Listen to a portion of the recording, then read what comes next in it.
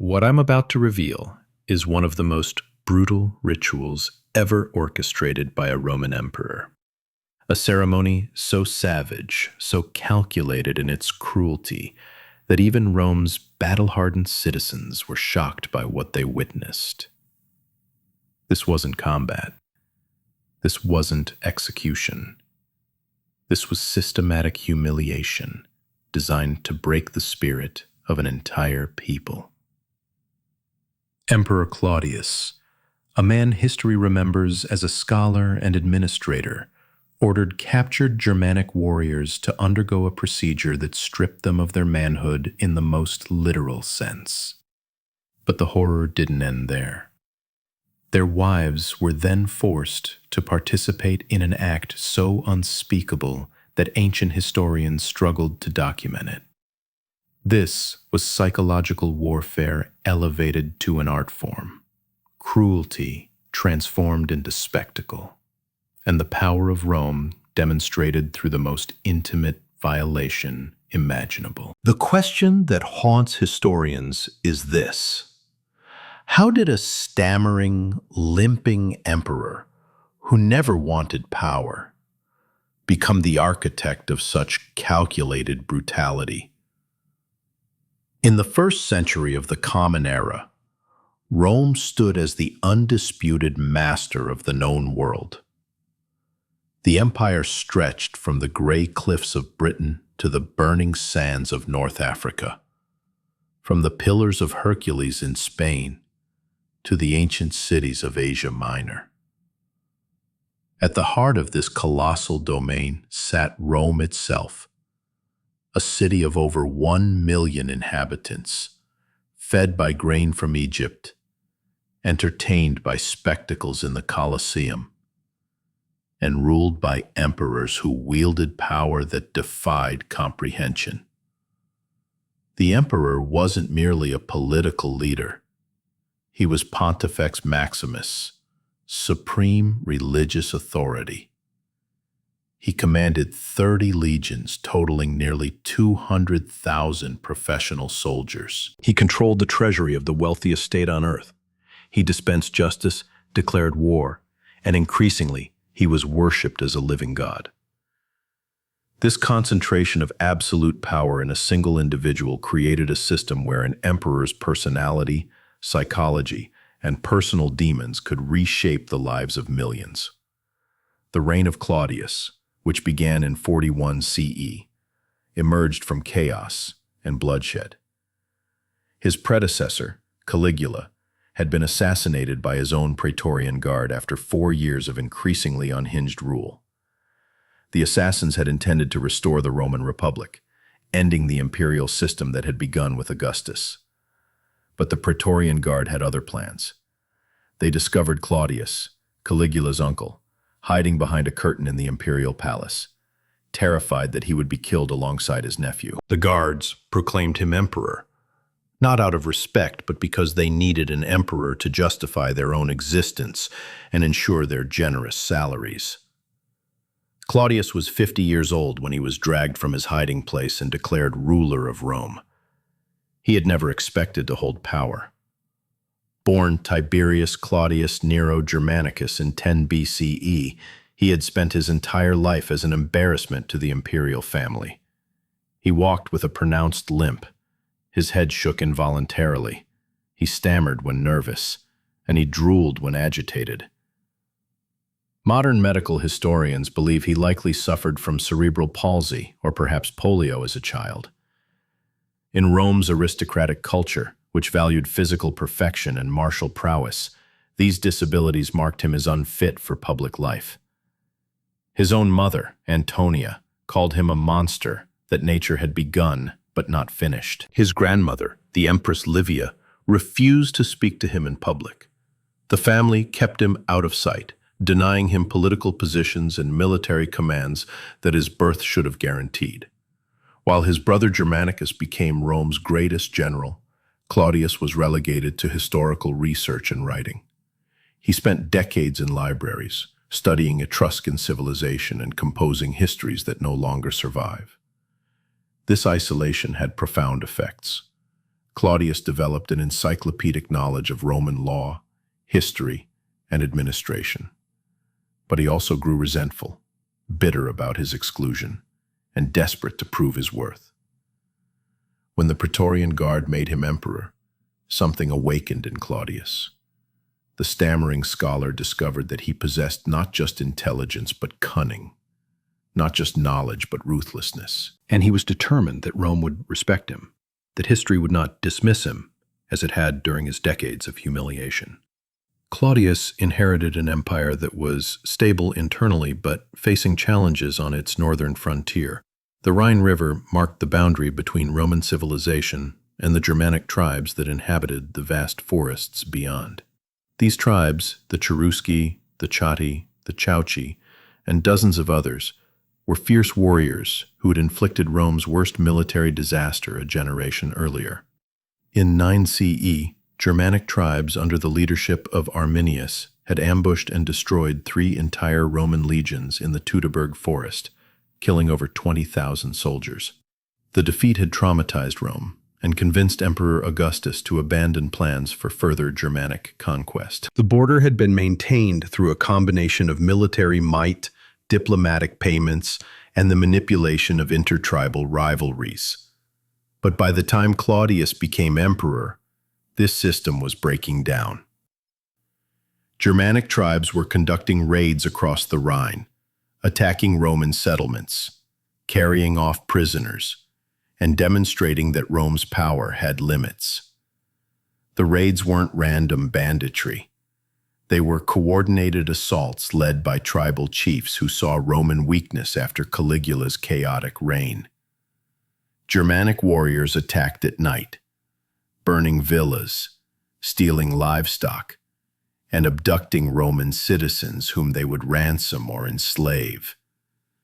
These raids humiliated Rome and threatened the loyalty of the Germanic auxiliary troops who served in Roman armies. For Claudius, dealing with the Germanic threat became an obsession. He understood that to secure his position as emperor, he needed a military victory. Romans respected military success above all else, and Claudius had no military experience whatsoever. He had never commanded troops, never seen battle, never demonstrated the martial virtues that Romans believed essential in a leader. The Senate barely concealed their contempt for an emperor they viewed as a cripple and a fool. The army waited to see if this unlikely emperor deserved their loyalty. Claudius needed to prove himself, and the Germanic tribes provided the perfect opportunity. In 43 CE, just 2 years into his reign, Claudius launched a massive military campaign, though not against Germania, but against Britain. This invasion was carefully calculated. Britain was wealthy, mysterious to Romans, and had never been fully conquered despite Julius Caesar's expeditions a century earlier. The British campaign succeeded brilliantly. Claudius personally traveled to Britain, the first emperor to lead troops abroad since Augustus. He spent 16 days on the island, presided over the surrender of 11 British kings, and then returned to Rome in triumph. The Senate awarded him the honorific title Britannicus and granted him a triumph, Rome's highest military honor. For a man who had been mocked his entire life, this validation was intoxicating. But the Germanic problem remained. While Claudius had been focused on Britain, raids across the Rhine had intensified. In 46 CE, a particularly audacious Germanic raid penetrated deep into Gaul, attacking settlements that hadn't seen warfare in generations. The raiders withdrew before Roman forces could intercept them, taking hundreds of prisoners and vast amounts of plunder. This raid enraged Claudius. It undermined his image as a strong emperor and reminded everyone that the Germanic tribes still posed a threat. He ordered his generals to prepare a massive punitive expedition. The campaign that followed wasn't about conquest or territorial expansion. It was about revenge, about demonstrating Roman power in the most unambiguous terms possible. Roman legions crossed the Rhine in force, not to occupy territory, but to destroy. They burned villages, slaughtered livestock, and took prisoners by the thousands. The Germanic tribes, accustomed to raiding and then fading back into the forests, found themselves facing the full, organized might of the Roman military machine. Village after village fell. Warriors who resisted were killed. Those who surrendered were taken prisoner, bound in chains, and marched toward the Rhine. But Claudius had special plans for these prisoners. Plans that would demonstrate his power in ways that conventional military victory never could. Roman triumphs were spectacular public events that combined military parade, religious ceremony, and mass entertainment. When a victorious general returned to Rome, he would lead a procession through the streets, displaying captured weapons, treasures, and most importantly, prisoners. These captives would walk in chains before the cheering crowds, visible proof of Roman supremacy. The triumph that Claudius organized for his Germanic campaign followed traditional patterns in most respects. Captured weapons and shields were displayed on carts. Germanic gold and silver were exhibited.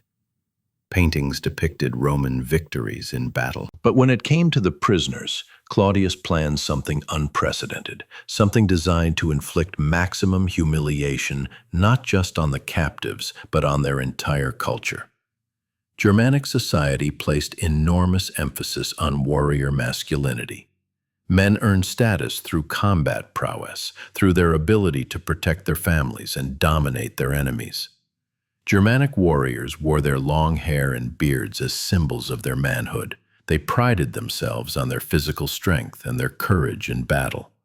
Their entire identity was wrapped up in these masculine warrior virtues. Claudius understood this, and he designed a ceremony that would destroy that identity in the most public, most traumatic way imaginable. Ancient historians, particularly Cassius Dio and Suetonius, document what happened next, though their accounts are written with obvious discomfort. The captured Germanic warriors, numbering in the hundreds, were brought to a specially constructed platform in the Forum Romanum, the very heart of Rome. Crowds gathered by the tens of thousands, expecting to see a conventional display of prisoners. What they witnessed instead shocked even Romans who were accustomed to public violence. The Germanic prisoners were stripped completely, their clothing removed to expose them before the Roman crowd. This alone was humiliating in Germanic culture, where public exposure was shameful. But this was only the beginning. Roman physicians and executioners approached the prisoners with sharp instruments. What followed was a systematic procedure of removal, performed on captured warriors one after another while the crowd watched. The ancient sources describe this as a ceremony of emasculation, a deliberate removal of the physical attributes of manhood from men whose entire identity was built around warrior masculinity.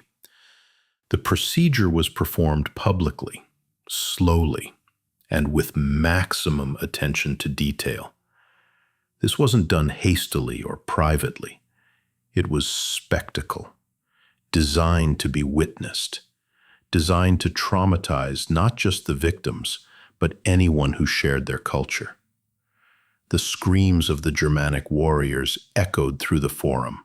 Some fainted from shock and pain. Others fought against their chains until they collapsed from exhaustion. Roman crowds, initially excited by the spectacle, gradually grew silent as they processed what they were witnessing. This went beyond conventional cruelty. This was systematic destruction of identity, the reduction of warriors to something less than men by Roman definitions. But Claudius wasn't finished. The captured wives and daughters of these warriors had also been brought to Rome as prisoners. Germanic women held respected positions in their society. They were considered the keepers of tribal honor, and warriors fought more fiercely, knowing their women watched from the sidelines. In Germanic marriage ceremonies, wives received weapons from their husbands, symbolizing their shared commitment to family defense. These women now stood in chains, forced to witness what was being done to their husbands, fathers, and sons. Then came the order that elevated this from brutal punishment to psychological horror beyond comprehension. The women were brought forward and presented with what had been taken from their men. Ancient sources record that Claudius, speaking through interpreters, informed them that they would demonstrate their submission to Rome by consuming what they were given. This wasn't a request. Roman soldiers stood ready to enforce compliance through violence if necessary. The Germanic women faced an impossible choice: refuse and face immediate execution, or comply with an act so profoundly violating that it would haunt them for whatever remained of their lives. Some sources suggest that Claudius framed this as a religious ritual, a sacrifice to Roman gods that would spare their lives. Others indicate it was presented purely as an act of submission, a demonstration that Germanic culture and its values were now subject to Roman will. What happened next is documented in multiple ancient sources, though historians debate the exact details. The women, surrounded by armed guards, with their mutilated men lying nearby, were forced to participate in the act Claudius had demanded. Those who resisted were beaten. Those who refused absolutely were executed on the spot. Those who complied did so with expressions of such anguish that even hardened Roman soldiers looked away. The Forum, usually filled with the noise of commerce and debate, fell into an eerie silence broken only by weeping and the sounds of profound human suffering. This wasn't entertainment in any conventional sense. It was witnessing the systematic destruction of human dignity, the use of sexual violence and degradation as a weapon of imperial policy. The ceremony continued for hours as hundreds of prisoners were processed through this ritual of humiliation. By the time it concluded, the cobblestones of the Forum were stained with blood, and thousands of Romans had witnessed something that would be talked about in hushed whispers for generations. The immediate aftermath of the ceremony revealed deep divisions in Roman society about what they had witnessed. Official sources, controlled by the emperor, praised the event as a demonstration of Roman power and divine judgment against barbarians who had dared to raid Roman territory. Poets commissioned by Claudius wrote verses comparing the emperor to Jupiter punishing the Titans, to Mars teaching the lessons of war. The Senate, which depended on imperial favor for their positions and wealth, publicly congratulated Claudius on his innovation in demonstrating Roman superiority. But private reactions were very different. Letters and diary entries that survived from this period reveal that many Romans were deeply disturbed. The aristocratic class, which prided itself on civilization and cultural refinement, questioned whether what they had witnessed represented Roman values or betrayed them. Some argued that Romans had always been brutal in warfare, that the destruction of Carthage and the mass enslavement of conquered peoples proved that Rome's power was built on violence.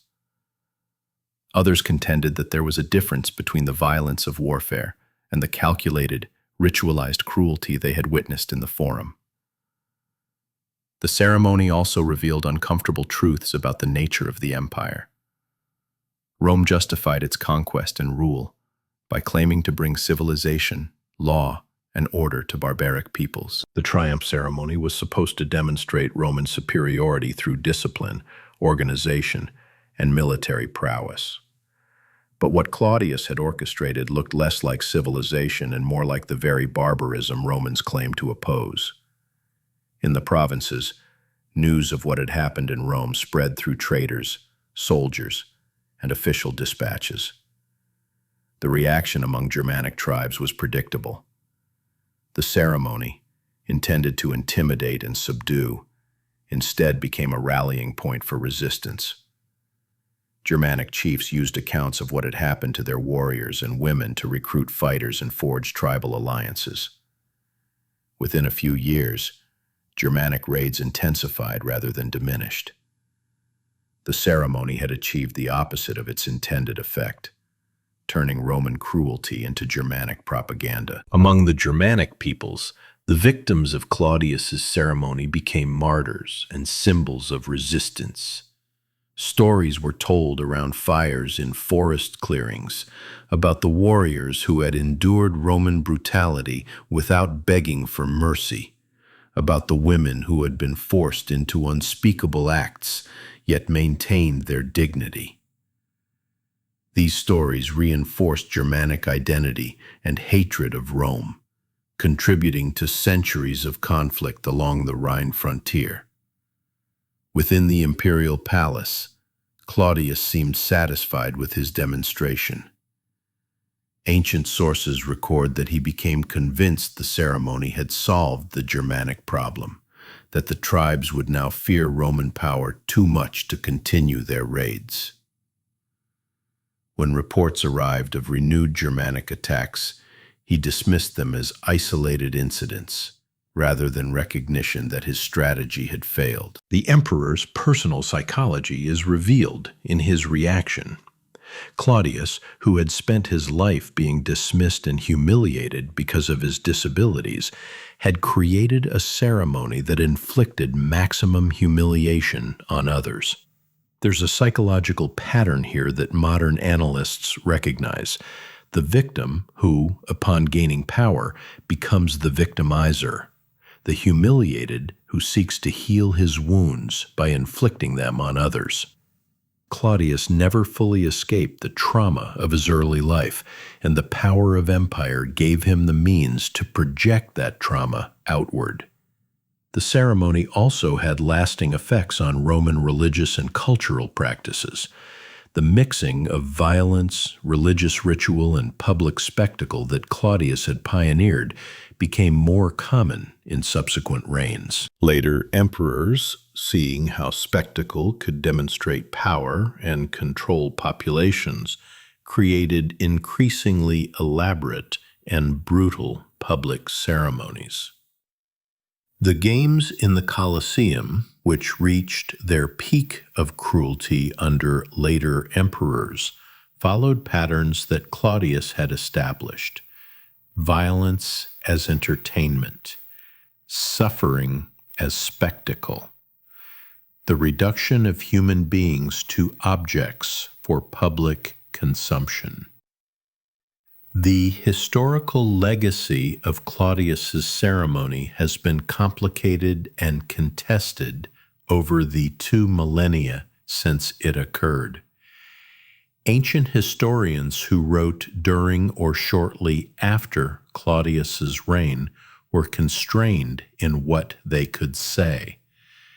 Criticizing an emperor too directly was dangerous, potentially fatal. So they documented what happened while leaving readers to draw their own conclusions about its morality. Later Roman historians, writing after the empire had converted to Christianity, viewed the ceremony as an example of pagan cruelty, a demonstration of how far Rome had fallen before Christian values transformed society. Medieval Christian scholars used the story as a morality tale about the corruption of earthly power and the need for spiritual authority to constrain rulers. During the Renaissance, when European scholars rediscovered classical texts, the story of Claudius's ceremony was often omitted from popular histories. The violence and the nature of the acts described were considered too disturbing for general audiences. Scholarly works mentioned it obliquely or in footnotes, using Latin phrases rather than vernacular language to describe the details. This pattern of scholarly acknowledgement combined with popular suppression continued for centuries. In the 19th and early 20th centuries, as European empires expanded across Africa and Asia, some imperial propagandists actually praised Claudius's approach, arguing that demonstrating absolute power was necessary to control subject populations. This deeply troubling interpretation viewed the ceremony not as a warning about the abuse of power, but as a model for colonial domination. The horrors of the 20th century, particularly the industrial-scale violence of the world wars and genocides, forced a reckoning with historical violence in new ways. Scholars began to ask harder questions about Roman practices, moving beyond admiration for Roman law and architecture to confront the brutal realities of how the empire actually functioned. In this context, Claudius's ceremony became evidence in a larger argument about whether Rome's cultural achievements could be separated from the violence that sustained the empire. Modern archaeological work has provided additional context. Excavations along the Rhine frontier have uncovered evidence of Roman military campaigns against Germanic tribes, including mass graves and destroyed settlements. These findings confirm the scale of violence that ancient texts describe. Skeletal remains show evidence of various kinds of trauma, though the specific procedures described in ancient texts regarding Claudius's ceremony don't leave archaeological traces. This absence of physical evidence has led some revisionist historians to question whether the ceremony happened as described, or whether ancient authors exaggerated. However, the consensus among scholars is that the core events occurred. Multiple independent sources describe similar events, and the ceremony fits with what we know about Roman triumph traditions and about Claudius's need to demonstrate power. The question isn't whether it happened, but rather how to interpret its significance.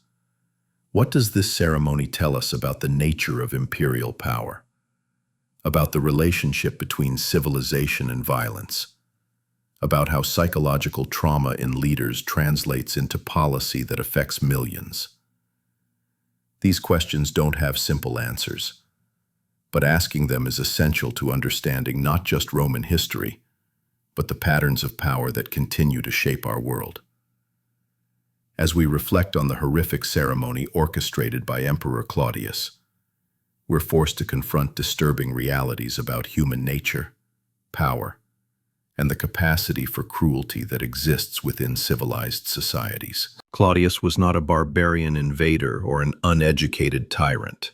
He was a scholar, an author of histories, a man who understood law and administration. Yet he designed and implemented a ceremony of cruelty that shocked even his violence-accustomed contemporaries. This contradiction is important. It tells us that education, cultural sophistication, and intellectual achievement don't protect against moral corruption when combined with absolute power and personal psychological damage.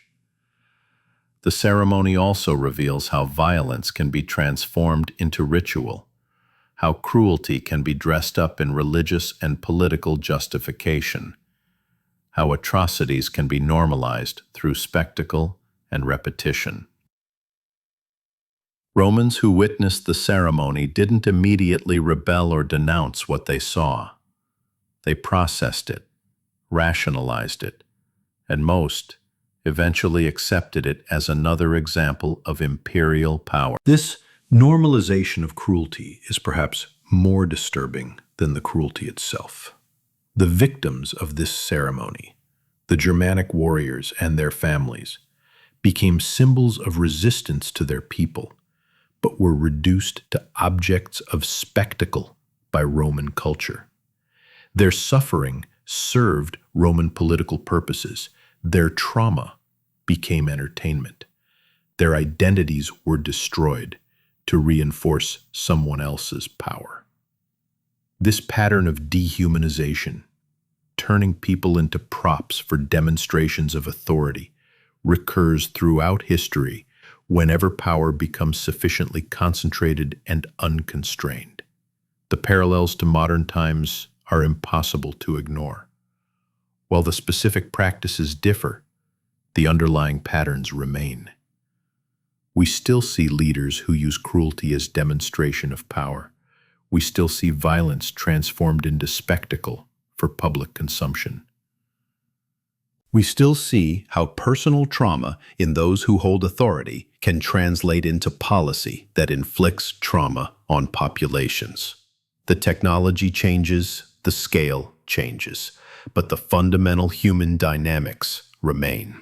If this exploration into one of Rome's darkest ceremonies has given you insight into how power corrupts and how civilizations can embrace cruelty, subscribe to this channel.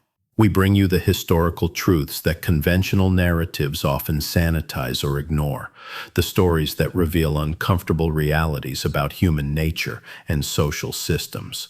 Hit that notification bell so you never miss our deep investigations into history's shadows. Here's a question for the comments. Can a society be considered truly civilized if it allows or celebrates extreme cruelty against any group of people, even enemies? Claudius's Rome built magnificent architecture, created sophisticated law, and produced great literature. Yet, it also perpetrated horrific violence. Can these two realities coexist, or does the violence invalidate claims to civilization? I'm genuinely interested in your perspectives on this complex question. Next time, we'll be uncovering another shocking story from history, one that will challenge everything you thought you knew about a figure usually portrayed as enlightened and progressive. Trust me, the revelations we'll share will fundamentally alter your understanding of this historical period. Until then, remember that those who don't study history's darkest chapters are condemned to repeat them. And some lessons are too important, too relevant to modern challenges, to ever forget.